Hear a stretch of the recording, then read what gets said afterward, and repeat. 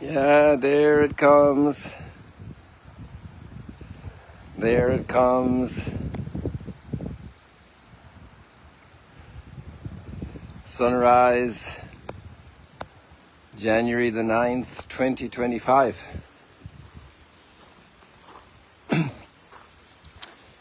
Special happy birthday to one of our volunteers, Michael Folta, who has written an amazing article which I wanted to pin, and I couldn't remember what I wanted to pin 3 minutes ago. But now I have it up here, so I'm going to tag you on an article, a personal story he wrote about his life and about the challenges in his life and the hurt in his life and family, and the attitude of processing this. So we'll wish him a very happy birthday. Why don't we sing happy birthday to him? Happy birthday to you. Happy birthday to you. Happy birthday, dear Michael. Happy birthday to you. And we're looking up here at Mount Hermon. Michael, this Mount Hermon is gleaming in the sunlight.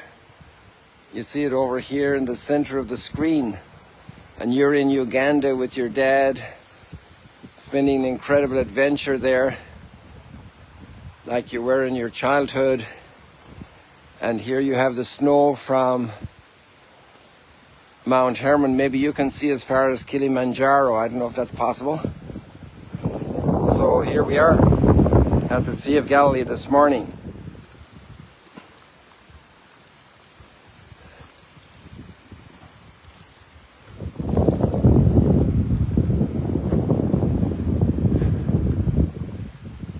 And even the sun is gleaming on the windows of Tiberias. Wow, look at this, all for you. They're taking off again. They're heading over in front of the sun, I think. No, they're just, yeah, some, okay, good. Got some headed north. But this is just perfect. Wow, that's for you, Michael, for your birthday. Michael is a Christian guy from Tennessee. And he's been here, he did some videos for a new website we have that you have to see on your computers, for an incredible blessing that God is giving to many people here in Magdala. It's called onestepcloser.org, and you can check it out. It's amazing, a beautiful thing. And actually you can see some footage that you didn't see of sunrises here at the Sea of Galilee.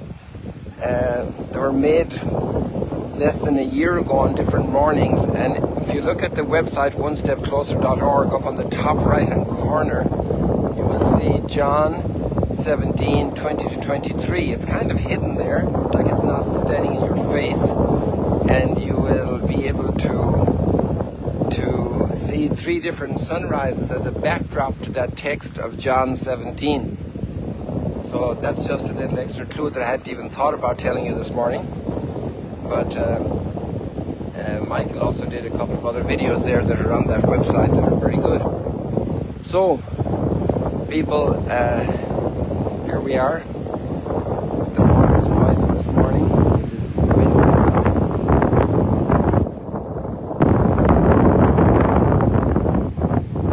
The waves are crashing in here. Not too big. Crashing is a very big word for what's happening, but still it's kind of okay for us. Yes, the day before yesterday afternoon, there wasn't a single ripple on the surface of the lake. It was absolutely 100% totally still, like a mirror, a perfect mirror. Okay, so also yesterday we had a group here from Tennessee and from Texas. We had an awesome conversation about all that unites us, where we are one. There were Christians, Baptist pastor, another pastor that doesn't define himself exactly as Baptist, and so we were having a marvelous conversation with the pilgrims, and they Roxy, one of the ladies there, Pat Pastor's wife, she just spoke some absolutely marvelous words about women's role in reconciliation.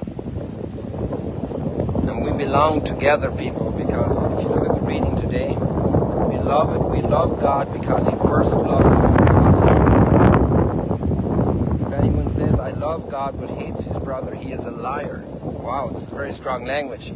John's letter is not sparing any punches. John wanted to bring down fire and brimstone on the village of Samaria. We can see a little bit of that temperament coming through here.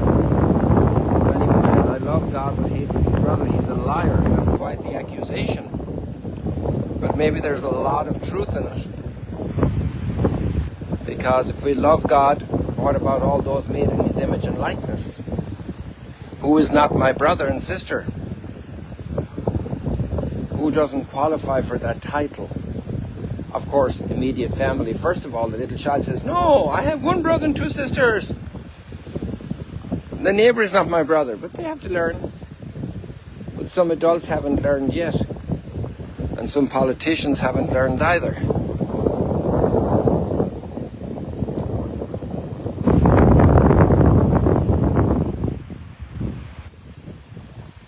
And maybe some pastors and church people haven't learned either.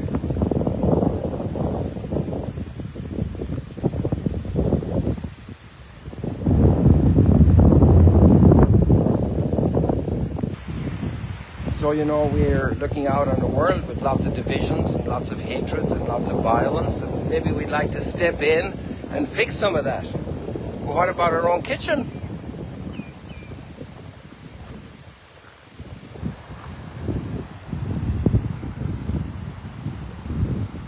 What about all the hurt from time past in relationships?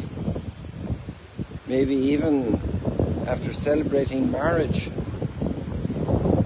maybe not properly prepared.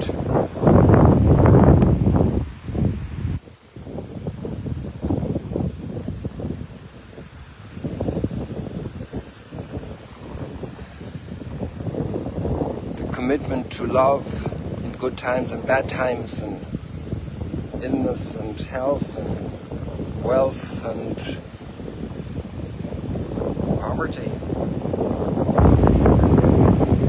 If anyone says, I love God but hates his brother or sister, he is a liar. There's a huge challenge in these words. We could go over and say, oh, that's nice poetry. That's good for our neighbors. That's good for the people in the other country. That's good for the people that are having a war in the Ukraine. But actually, maybe it's very early for me as well to read those words. What change is needed in my heart towards this concrete person, maybe with whom I did a lot of stuff in school, or in that job we were together, or we did a project together, or we don't talk to each other. Can't even think about the person. Can't even tolerate the memory of the person. So much hurt, so much letdown, so much disappointment. The Word of God pierces to the bone, to the marrow of the bone.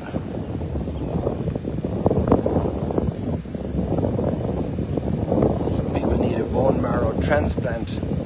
We pray for them. But maybe we need God's Word to penetrate to the marrow of our bones, to our deformed skeleton of spirituality and heart and soul.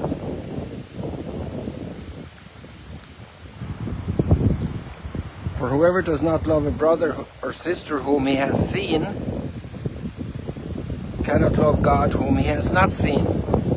So he's striking another punch, you know, like Cassius Clay. I fly like a butterfly and sting like a bee. So John pulls one punch with the liar word, and now he pulls another punch with the logic.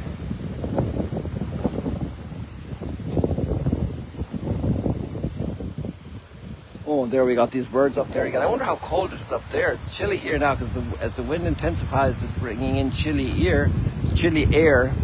But when you go up higher, it gets colder. But those birds have feather. Birds with feather flock together. We're called to love everybody. Birds with different feathers, different color feathers.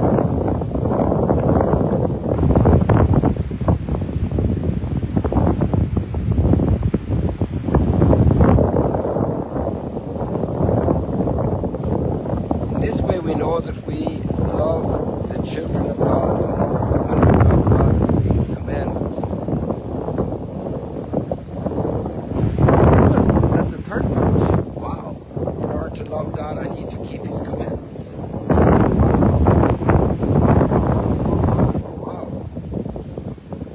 Wow. And there were even some theologians trying to disband the Ten Commandments back in the 90s. Very seriously, and right kind of weird. Made these statements, big declarations. Amazing. The church had to even step in to defend the Ten Commandments.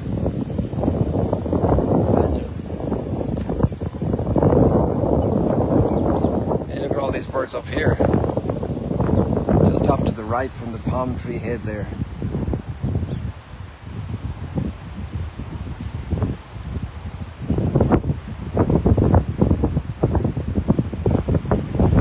Oh yes. Whoever is begotten by God conquers the world, and the world that conquers, and the victory faith. So we have great hope because we have faith that we will have victory in our hearts, even if right now maybe there is some hatred in our heart, maybe there is some major distance, maybe there is some willingness to talk to somebody, to greet them, to pick up the phone and make a phone call to a sibling, to a child, to a parent. Years and years and years and years ago that happened, that bad thing, or the thing that didn't happen that should have happened, the apology that should have been asked for and wasn't asked for, and I keep that in my heart as a real grudge. The power of love to free our hearts, the power of love to get out of the prison, all barriers, to go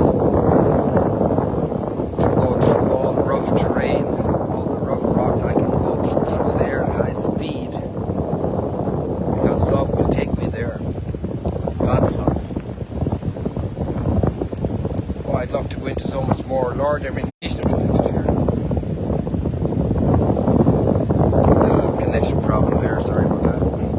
Lord, every nation on earth will adore you, and that adoration passes through love of each other, inside the family, in the church community, between the different Christian churches. We have a long way to go there, people. This is the month of prayer for Christianity.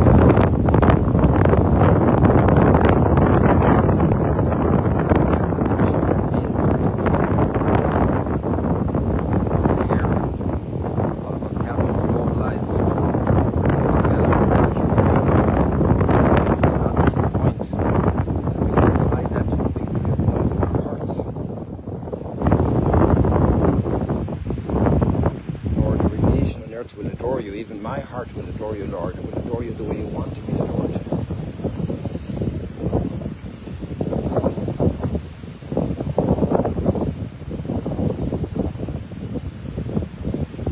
When we have Jesus in the synagogue in Capernaum, where the Spirit of the Lord is upon me.